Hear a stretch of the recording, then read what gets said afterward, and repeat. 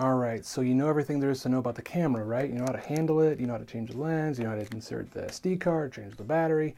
Okay, but the one thing you really need to know now is actually how to take a good photo, right? And that really depends on a couple different things, is understanding the dial on your camera itself and actually how to change between the different modes. Because I know right now when you look at the top of your camera and you look at that dial, it's kind of confusing, right? Because you're like, what does all this stuff mean? But it's really not that confusing. It's not that bad. Now, whenever you're looking at there, you're going to look and you're going to see a bunch of different things. You're going to see, you know, like this little dude that's running, and you're going to see a flower and a mountain and all that kind of stuff. Don't worry about that. That's not important information for you right now. The three things you really need to know about are the manual mode, the aperture priority mode, and the shutter speed mode. Okay, so those are the main pieces that really determine what kind of photo you're going to take. All right, we're going to talk about that kind of in detail, so bear with me. This is going to be a little bit longer of a section. All right, so the first one that I want to talk about is your manual mode. This one is like the ultimo of everything there is when it comes to taking a good photo, because you're getting full control of your camera. Okay, you get to change and control every setting there is, you know, including the shutter speed, the aperture, and the ISO. The next ones you're going to want to see is the AV mode.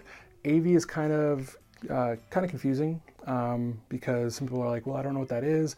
Aperture is the same thing as f-stop, okay? And what that is an aperture value mode, or aperture priority for Nikon users, okay? And this would be an A for Nikon users, AV for Canon. So the AV mode is aperture priority. So you know those photos that have the really, really fuzzy backgrounds and the foreground's really pretty and all that kind of stuff. And you know, you could always tell the difference between like a really professional looking shot versus a really amateur looking shot based on that. One determination is the lens you're using, okay? So remember how we were talking about that zoom lens versus the prime lens and the fixed aperture mode, the fixed f-stop? So that is really important whenever you're going to be using the AV mode, is you are able to set that one aperture, okay? So that really, really low aperture, whenever, you know, it's like 1.4 or 1.8, that means that the opening in the front of the camera is gonna be really, really, really wide, okay? But if you're going to be doing something along the lines of a really high aperture, like a, you know, f22, that means it's gonna be a really, really small pinpoint. And this right here is at f1.4.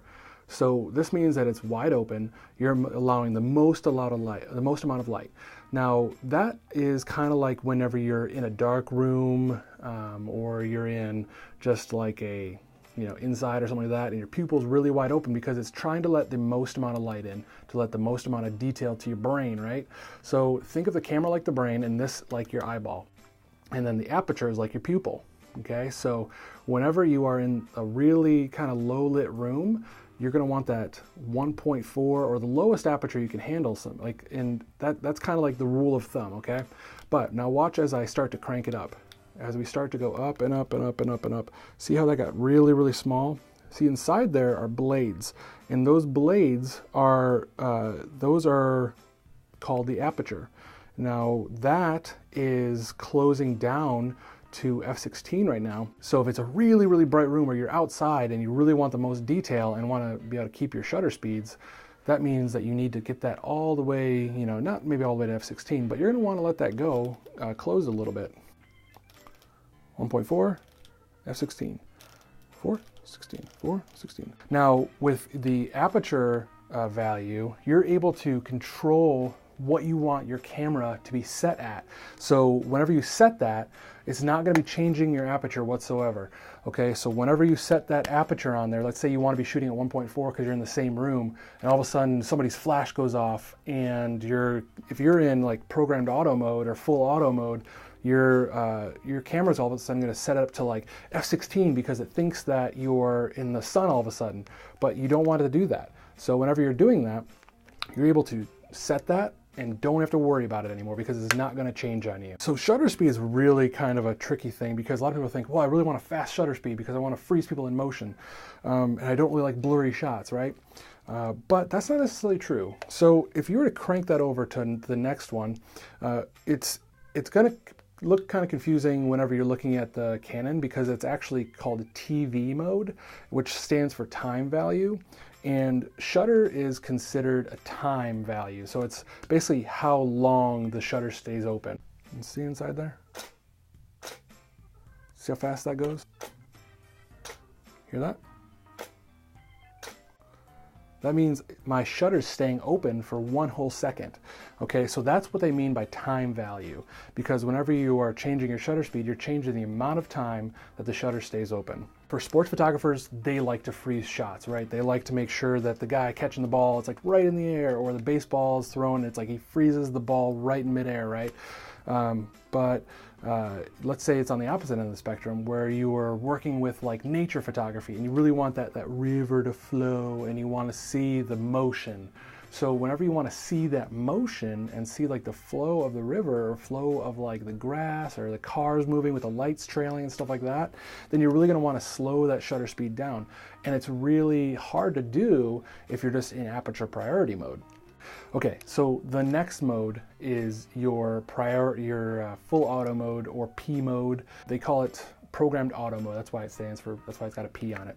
So programmed auto is kind of like your autopilot for your camera. You don't know what you're doing, you're just going out there and do, and you don't want that. You want to make sure whenever you are getting the photos that you want, you're controlling the camera, okay? Don't let the camera control your photo. You want to control the camera, you want to control the photo. So P mode is kind of like the beginner mode for me.